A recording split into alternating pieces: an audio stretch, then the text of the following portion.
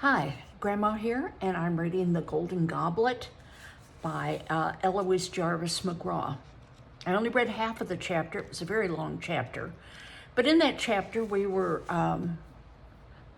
introduced to the main character, Ranofer, and we know that it takes place in ancient Egypt, in Thebes, and Ranofer is currently working for a goldsmith, but not nearly as good a goldsmith as his father was, or the one in town, Zhao, who is considered the best goldsmith. He'd love to work for them.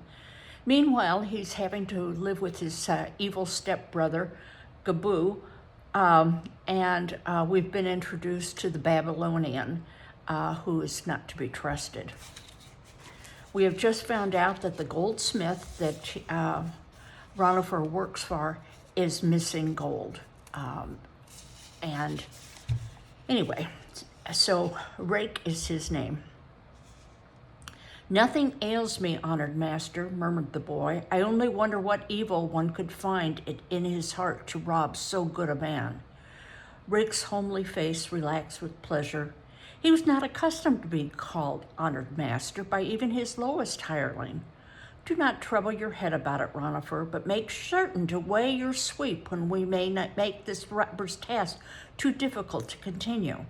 Now, Rake frowned suddenly, explored the boy's bare shoulder with his fingers, then turned him about. "What is this? Another stripe on your back? Nay, 2 of them. Who is it that beat you, boy? Only last week." "Oh, it's nothing, no one." Ranofer shrank hastily out of his gap. "Your pardon, Neb Rek. I will weigh the sweep now." Scarlet with shame, he dodged around the second craftsman workbench and hurried to the scales. With eyes on the floor, he waited while the weigher sang out the measure to the scribe, then took his bowl and hurried out, leaving Rake still frowning after him. His shoulder had begun to throb and smart from the goldsmith's touch, like a sleeping devil aroused to angry wakefulness, but the greatest pain was in his mind. It was humiliating beyond measure to have attention called to these welts, lying there across his back like the mark of a slave. Might the crocodiles eat that Gebu, now that they had all seen everyone in the shop, and no doubt were scorning him for a poor sort of creature, cringing and puny, unable to defend himself. Then there was Ibni. Heavy as a yoke, responsibility settled over Ranofer's mind. He was convinced that Ibni, the Babylonian, was the thief, though he could not say why. Ladling water into his bowl of sweepings from the big water jar, he wondered how he could prove it.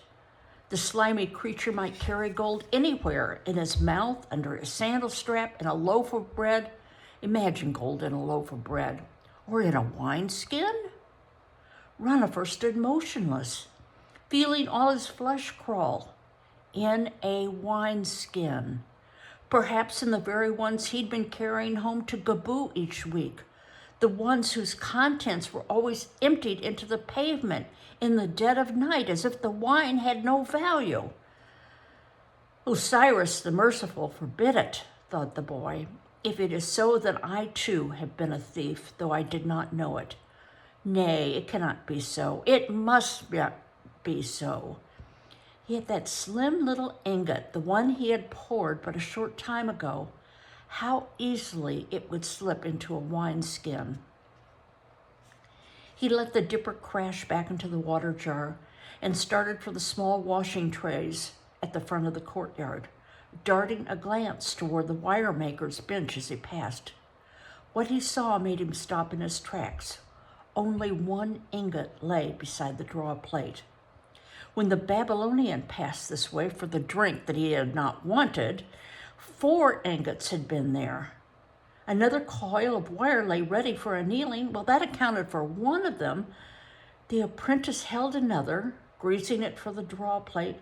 But where were the others? Where was that smallest one, which would slip so easily into a skin of wine? Ranofer's feet took him across the stretch of sun-warmed pavement to the wire maker's bench without his ordering them to move. Your work goes swiftly, Hapayo, he said nervously. Swiftly? Thoth's mercy. The snail has wings compared to the hours of this day. I vow I've been pulling wire since the first hill rose out of the waters of time, and still I'm not done. But have you not? Only a short time ago there were 4 fresh poured ingots on this bench, and behold, where are they now? Hapayo's hands stopped their work. Where would they be, he demanded, on this bench, and that being drawn or hammered, or... His eyes narrowed with anger as he seized the boy's arm. What is this you say? Do you accuse me of thieving the master spoke of? Accuse you? Gasped Ranofer, aghast at the hornet's nest he'd stirred up. As Mott is my witness, I had no thought of it. Have the calves taken your senses, friend Hapayo? The apprentice loosened his arm, looking somewhat sheepish. Aye, perhaps they have. I see you meant no harm. But when there's theft about, every man grows thin-skinned. By Ammon, I'm not sorry to see this thief caught and the shop rid of him. Nor will I, Ranofer said. He tried to smile carelessly, but the bowl he held was trembling. He had still not found out what he wanted to know. Theft is a wicked thing, he went on, careful to avoid the hornets. I've no doubt you've watched your ingots today as the falcon watches the lark. Hapayo laughed as he threaded the tapered end of the greased goldenrod through a hole in the draw plate. Grasping the point with his copper pincers, he began to tug it toward him, his muscles nodding. That I have, he agreed jerkily. Abe took 2 for bracelets, Zoser, the little one, for thread, and I myself have used the others. I'll not weigh short at the end of the day. You may stake your life on that. Oh, I believe it, friend, murmured Ranofer. Zoser, he thought. Zoser has the little one. As he hurried onto the washing trays, he glanced toward Zoser's bench. There he was, pounding rhythmically upon 2 sheep's hide, between which the smallest ingot will be stretching flatter and flatter into a sheet thin enough to be cut into thread and woven like linen into beautiful shining cloth. Relief swept through Ranofer like a fresh breeze off the river. Ibni had not stolen that little ingot. Perhaps he'd stolen nothing at all. I am imagining the whole thing, Ranofer told himself. The wineskin has some other explanation. It must have. Someone else is the thief. Welcome, friend Eyes on the Ground, said a voice, half amused, half diffident. Ranofer looked up to find the new apprentice, Heket, smiling at him uncertainly over the washing trays. He was a boy of 12 or 13, no older than Ranofer himself, though he was bigger.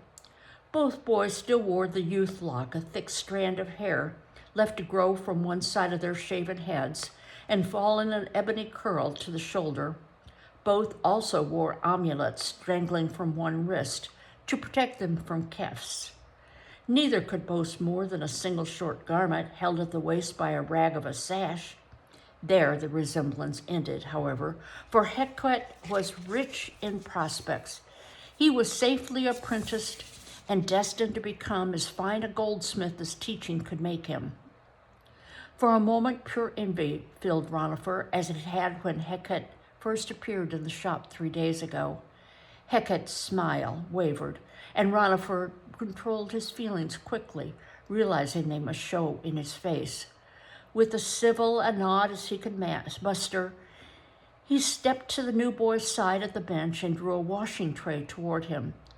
May your Ka be joyful, he murmured. Does the work go well? Aye, well enough, though I do not know my head from my tail in this place, as the cat said when she tumbled into the fowler's net. After a moment's astonishment, jokes were few in his life. Ranofer's rare smile spread slowly over his face. Heket brightened. By Ammon, he said, I thought you a surly type at first, but I see you're not. Listen then, I know no more of what I'm doing than a hound knows of kittens. Do you understand this gold washing? Aye, of course I do.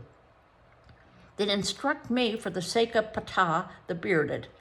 That scowling one, the first craftsman, said nothing but, "Wash these sweepings, young one," with never a word as to how or why.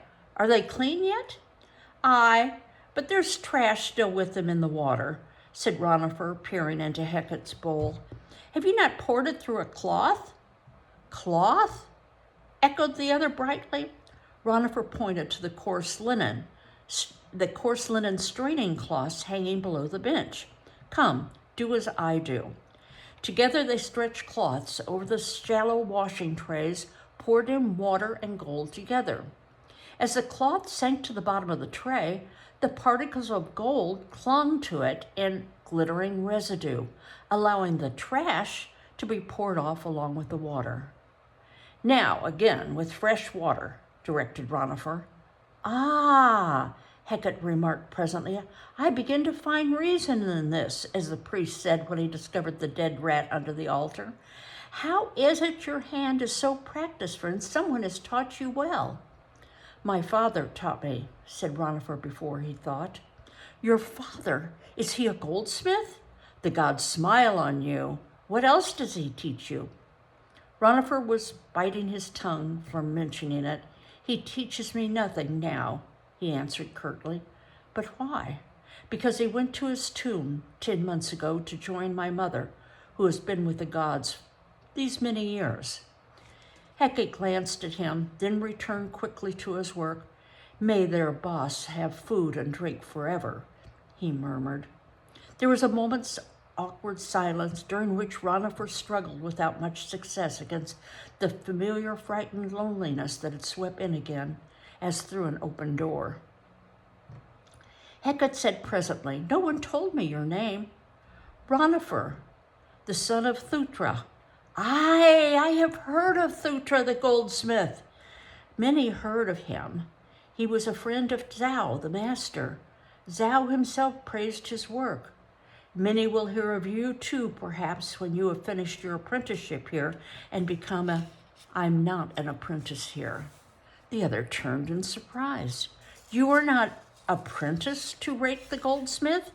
Then what am I doing here?" Ranofer's own thought flashed back into his mind. "Why does he place me here in this gold house if I am never to learn anything?" Hard on that thought followed the image of the wineskin, like a dismaying answer.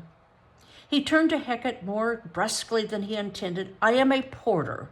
I pour ingots and wash sweepings and run errands." "Ibni's errands," he thought with sinking heart, "for 5 deben a month. It is work you will not long be troubled with. After your first month, the hirelings will do it for you. I will do it for you. It is all I'm allowed to do. Yet I understand annealing and wire making as well as the first craftsman. I have even graven armbands and hammered out cups." He sloshed gold and water into his tray. "Perhaps not very good cups," he added more humbly, "but they were cups. And gone now," he added to himself, "gone with everything else, like my father's house and the garden with the acacia trees, and old Myra, who used to make me date cakes, and the workshop with the shelves all around the walls, and golden collars and daggers hanging with them. Gone, like my father." The workshop came clear into his mind until it seemed as if he were there again, this minute, smelling the acacia blossoms just outside the door. Hour upon hour in the old days, he leaned upon his father's workbench, watching the long, strong hands of the artist shape a bowl or a massive ornament, fashion chains and necklaces of such delicate grace that the eye delighted in them. He could remember the feel of the smooth, worn wood under his elbows, the heat of the lamp on his cheek as he learned with his eyes, with his memory asking countless questions. Even through the last 2 years, the ailing years of Thutra's life, the artist had lain on a couch in the workroom, watching his son's first efforts at raising and engraving, teaching him to improve his designs. Besides the gold work, there was Yeti, the old greyhound, to romp with, and the tales his father read him from the leather scrolls, and every morning lessons at the scribe's school. so that Ranofer too had begun to read a little. Now there was nothing, less than nothing, he said. Where do you live then, if not in the apprentices' quarters or with your parents? It was a moment before Ranofer answered. He kept his eyes on his hands, which were making the gold scrapes aimlessly about on the cloth. At last he said, I live with my half-brother, Gebu, the stonecutter. Oh, you did not say you had a brother. Half-brother, Ranofer repeated. He grudged admittedly even to that relationship. Until the confused and grief-stricken morning of his father's death 10 months ago, he had been only vaguely aware there was another son of Thutra somewhere in Thebes, a firstborn, child of an early marriage, whose name was never mentioned in Thutra's presence. Twisting the wet cloth around the mass of sweepings, Ranofer cast about for some way to change the subject. He did not want to talk of these things, or even think of them. He must speak of something else quickly before the boy could ask more questions. Hecate was already talking. Half-brother then. But I do not understand this half-brother of yours, my friend. Why does he not apprentice you to rake, so that you may learn to make beautiful things like your father? Because I must earn the debon. 5 a month, when he could be earning the skill that would bring him dozens. The answer sounded foolish even to himself, and in the light of what he now suspected, it was absurd. Nervously avoiding Hecate's puzzled gaze, he added, Gebu cares nothing for gold working. He sees no value in apprenticing me to rake. Then it is strange he does not apprentice you to himself at the stone-cutting shop. It seems to me he would think your labor there of far more value than I know not what he thinks. He prefers me to work here. Then why, since you are here, will he not let me be? Ranofer gasped, whirling on him. Can you not let me be? I am tired of your questions. Abruptly, he left the bench, twisting and wringing the bag of gold scraps, scarcely knowing where he stepped. He blundered his way to the far end of the courtyard and spread the sweepings on a sun-warmed sheep hide to dry. Already he was miserable, regretting his rudeness to the young apprentice, who he knew had meant no harm. Now Hecate would again decide that he was a surly type and would no longer care to be his friend. Too often it happened so. If only they would not ask me questions, thought Ranofer. Why must they make me talk of these things that I wish to forget? Meanwhile, there was this gold to be dried and melted, and in haste too, for the great god Ra was sinking lower and lower in the sky. Soon the god's shining boat would touch the tops of the western cliff, and the working day would be done. Before that, an ingot must be poured from these sweepings, as the first craftsman had ordered. Ranofer spread a fresh cloth over the glittering debris on the sheepskin, pressing it down with his palms to hasten the drying process. He found himself thinking how easy it would be to drop a few of these scraps into a wineskin when no one was watching. True, the Babylonian seldom handled the sweep, nor had he stolen the little ingot as Ranofer had first suspected, but he did have access to the storeroom. He did work all day washing the raw gold fresh from the mines in the big vats at the rear of the shop. That was the answer. That was where Ibni got the gold, from the leather sacks heavy with trash and gravel, brought in each week from the mines in the southern desert. What could be easier than to drop a pinch of gold dust, a few nuggets, into a wineskin instead of into the washing vats? The difference in weight would be written off as trash, which defied precise weighing or laid to a fault in the scales. Sorry about that. In fact, it had taken Rick and his weigher all these months to decide it was not the scales. Sick at heart, Ranofer transferring his sweepings to a crucible and set it on the coals. He must tell Rick at once, of course, but watching the flames grow scarlet around the crucible, Ranofer thought about that. But to inform on Ibni would be nothing. Ranofer would be heartily glad to see the last of him, and for the shop it would be good riddance. But to do that, he must inform on himself as well. He must confess that it was he who had carried the gold away time after time, every 10 or 15 days of all the months he'd worked at the shop. And Ranofer went cold with panic. It would mean informing on Gebu as well. Great Amen, he would kill me, thought the boy. He would kill me and throw me to the crocodiles, or sell me for a slave, as he's always threatening. Or, in the crucible, the gold collapsed suddenly into molten scarlet. Ranofer snatched the stones that protected his hands and began pouring the metal into the mold he'd oiled to receive it. It was difficult. His hands were shaking so that he could scarcely control the flow. I'm not really sure of all this, he thought. I have no proof. That's it, one must have proof. Perhaps it is all my own imagining. I will not tell Rake yet. When the day was done, he hurried from the shop, unable to meet the goldsmith's kindly eye.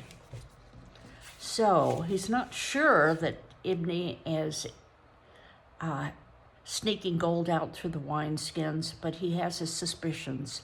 He's going to need to keep his eyes open and not say anything, because otherwise it's going to implicate him and Gebu. See you later. Bye-bye.